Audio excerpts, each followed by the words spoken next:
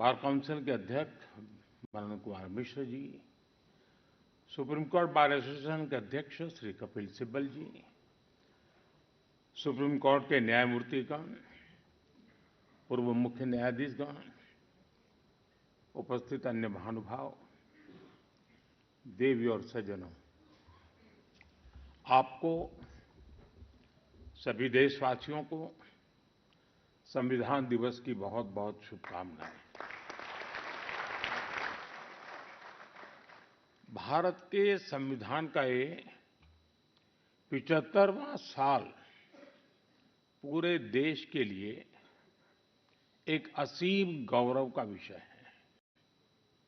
मैं आज भारत के संविधान को, संविधान सभा के सभी सदस्यों को आदरपूर्वक नमन करता हूं। साथियों, हम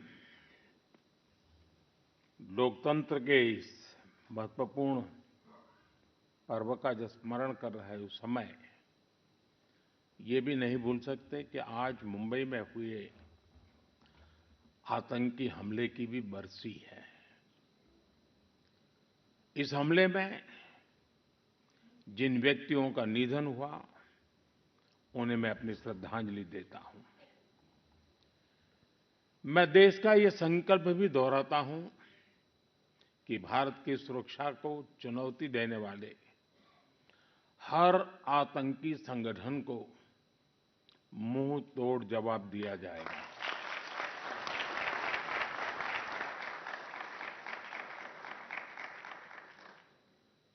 साथियों, संविधान सभा की लंबी बहस के दौरान भारत के गणतांत्रिक भविष्य पर गंभीर चर्चाएं हुई थी। आप सभी उस डिबेट से भलीभांति परिचित हैं और तब बाबा साहब आम्बेडकर ने कहा था, constitution is not a mere lawyer's document.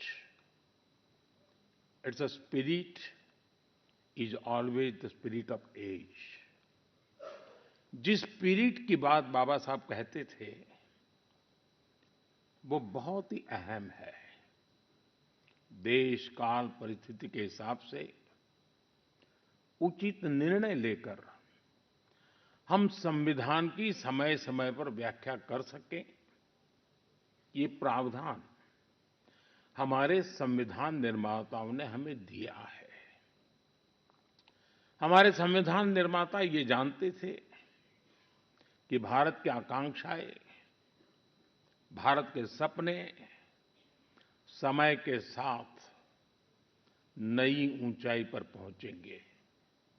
वो जानते थे कि आजाद भारत की और भारत के नागरिकों की जरूरतें बदलेगी, चुनौतियां बदलेगी।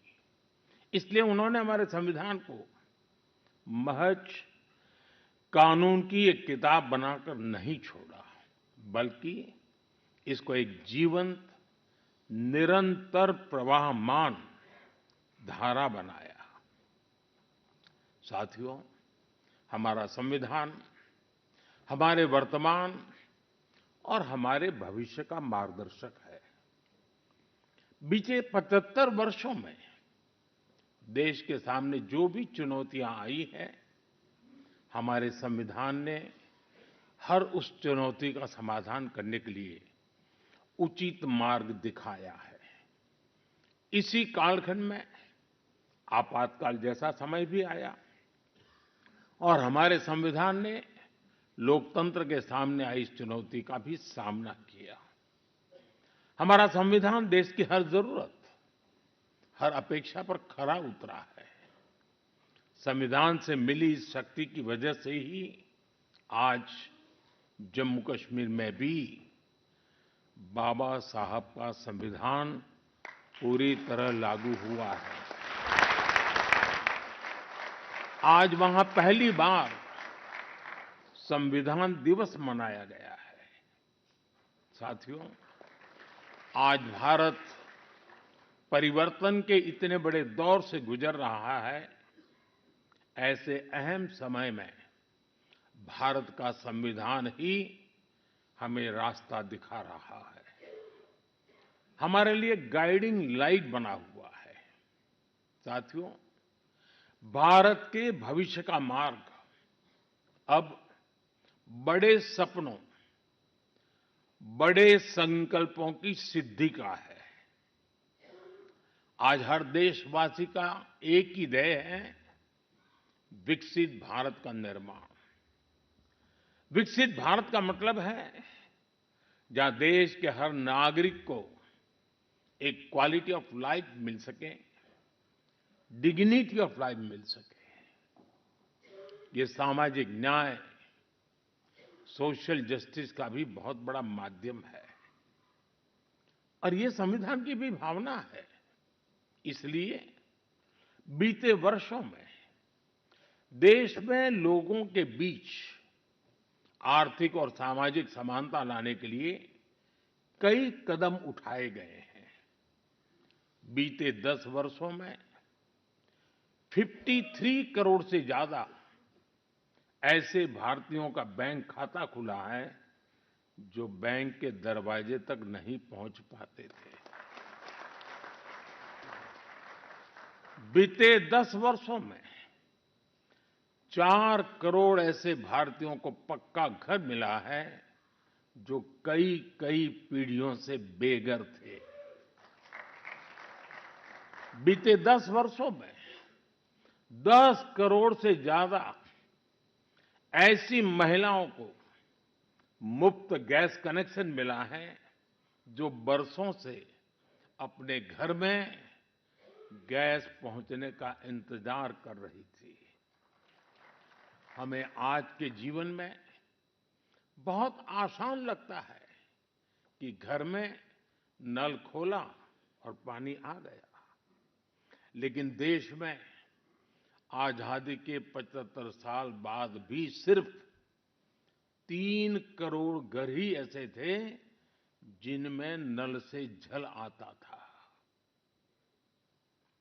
करोड़ों लोग तब भी अपने घर में नल से जल का इंतजार कर रहे थे। मुझे संतोष है कि हमारी सरकार ने 5-6 साल में 12 करोड़ से ज्यादा घरों को नल से जल देकर नागरिकों का और विशेषकर महिलाओं का जीवन आसान बनाया है, संविधान की भावना को सशक्त किया है। साथियों, आप सभी जानते हैं कि हमारे संविधान की मूल प्रति में भी प्रभु श्री राम, माता सीता, हनुमान जी, भगवान बुद्ध, भगवान महावीर, गुरु गोविंद सिंह जी सभी के चित्र हैं। भारत की संस्कृति के प्रतीक इन चित्रों को संविधान में इसलिए स्थान दिया गया ताकि वो हमें मानवीय मूल्यों के प्रति सजग करते रहें। ये मानवीय मूल्य आज के भारत की नीतियों और निर्णयों का आधार है। भारतीयों को त्वरित न्याय मिले, इसके लिए नई न्याय संहिता लागू की गई है। दंड आधारित व्यवस्था अब न्याय आधारित व्यवस्था में बदल चुकी है। महिलाओं की राजनीतिक भागीदारी बढ़ाने के लिए नारी शक्ति बंधन अधिनियम का ऐतिहासिक निर्णय हुआ है। हमने थर्ड जेंडर को उनकी पहचान और उनका हक दिलाने के लिए भी कदम उठाए हैं। हमने दिव्यांगजनों के जीवन को आसान बनाने के लिए भी व्यवस्थाएं बनाई हैं। साथियों, आज देश का बहुत ज्यादा जोर देश के नागरिकों की ईज ऑफ लिविंग पर है। एक समय था जब पेंशन पाने वाले सीनियर सिटीजन्स को बैंक में जाकर साबित करना होता था कि वो जीवित है। आज सीनियर सिटीजन्स को घर बैठे ही डिजिटल लाइफ सर्टिफिकेट्स की सुविधा मिल रही है। करीब-करीब 1.5 करोड़ सीनियर सिटीजन्स अब तक इस सुविधा का लाभ उठा चुके हैं। आज भारत वो देश है जो हर गरीब परिवार को 5 लाख रुपए तक के मुफ्त इलाज की सुविधा देता है। आज भारत वो देश है जो 70 वर्ष से ऊपर के हर बुजुर्ग को फ्री हेल्थ केयर की सुविधा देता है। देश के हजारों जन औषधि केंद्रों पर आज 80% डिस्काउंट पर सस्ती दवाइयां मिल रही हैं। एक समय में हमारे देश में इम्यूनाइजेशन की कवरेज भी 60% से भी कम थी।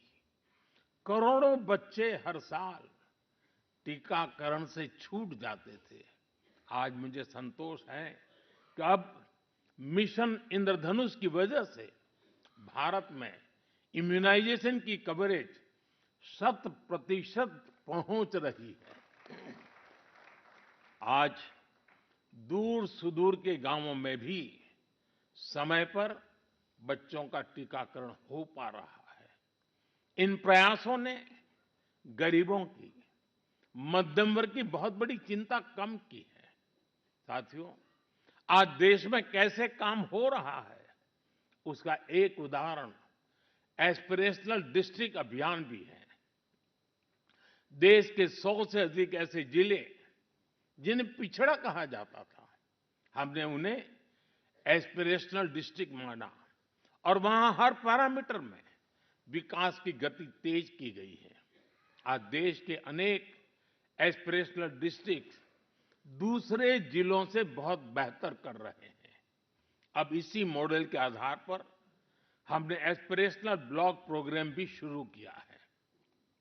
साथियों, लोगों की रोजमर्रा की जिंदगी से परेशानियां खत्म करने पर भी आज देश का बहुत ज्यादा जोर है। कुछ साल पहले तक भारत में 2.5 करोड़ घर ऐसे थे जो शाम होते ही अंधेरे में डूब जाते थे। उन घरों में बिजली कनेक्शन ही नहीं था। सबको बिजली का मुफ्त कनेक्शन देकर देश ने उनके जीवन को रोशन कर दिया है। बीते वर्षों में दूर सुदूर इलाकों में भी हजारों की संख्या में मोबाइल टावर्स लगाए गए हैं ताकि लोगों को 4G, 5G कनेक्टिविटी मिलती रहे। पहले कभी आप अंडमान या लक्षद्वीप जाते थे तो वहां ब्रॉडबैंड कनेक्टिविटी नहीं मिलती थी। आज अंडर वाटर ऑप्टिकल फाइबर ने ऐसे द्वीपों तक भी अच्छी स्पीड वाला इंटरनेट पहुंचा दिया है। हमारे यहां गांव के घरों, गांव की जमीन से जुड़े कितने विवाद होते रहे हैं, ये भी हम भली-भांति जानते हैं। पूरी दुनिया में विकसित देशों के सामने भी लैंड रिकॉर्ड एक बहुत बड़ा चैलेंज रहा है, लेकिन आज का भारत इसमें भी लीड ले रहा है। पीएम स्वामित्व योजना के तहत आज गांव के घरों की ड्रोन मैपिंग की जा रही है और लीगल डॉक्यूमेंट इश्यू किए जा रहे हैं। साथियों, देश के विकास के लिए आधुनिक इंफ्रास्ट्रक्चर का तेज निर्माण भी उतना ही जरूरी है। इंफ्रास्ट्रक्चर के प्रोजेक्ट समय पर पूरे होने से देश का धन भी बचता है और प्रोजेक्ट भी, उसकी उपयोगिता भी बहुत बढ़ जाती है। इसी सोच के साथ प्रगति नाम से एक प्लेटफॉर्म बनाया गया है जिसमें इंफ्रा प्रोजेक्ट्स का रेगुलर रिव्यू होता है और इनमें से कुछ प्रोजेक्ट्स तो ऐसे होते जो 30-30, 40-40 साल से पेंडिंग थे। मैं खुद इसकी मीटिंग्स को चेयर करता हूं। आपको जानकर अच्छा लगेगा कि अभी तक 18 लाख करोड़ रुपए के ऐसे प्रोजेक्ट्स को रिव्यू करके उनके सामने की अड़चनों को दूर किया जा चुका है। समय पर पूरे हो रहे प्रोजेक्ट्स लोगों के जीवन पर बहुत सकारात्मक प्रभाव डाल रहे हैं। देश में हो रहे ये प्रयास देश की प्रगति को भी गति दे रहे हैं और संविधान की मूल भावना को भी सशक्त कर रहे हैं। साथियों, मैं अपनी बात डॉक्टर राजेंद्र प्रसाद जी के शब्दों के साथ समाप्त करना चाहूंगा।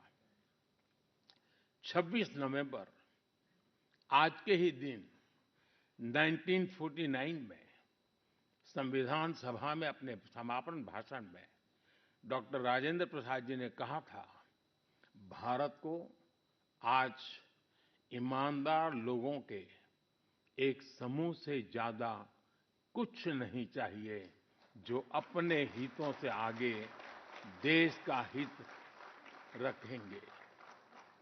नेशन फर्स्ट, राष्ट्र सर्वप्रथम की यही भावना भारत के संविधान को आने वाली कई कई सदियों तक जीवंत बनाए रखेगी।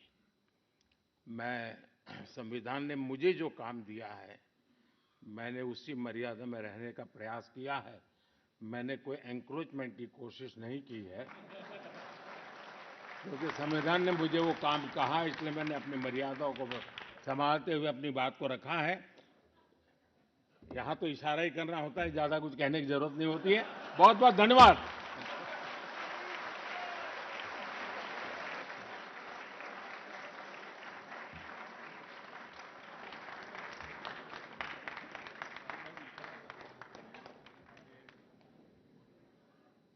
आदरणीय प्रधानमंत्री जी, आपके गरिमामय उद्बोधन के लिए हम तहे दिल से आपको आभार व्यक्त करते हैं। Finally, I request Honorable Shri Justice Suryakant, Judge, Supreme Court of India, to kindly propose the vote of thanks.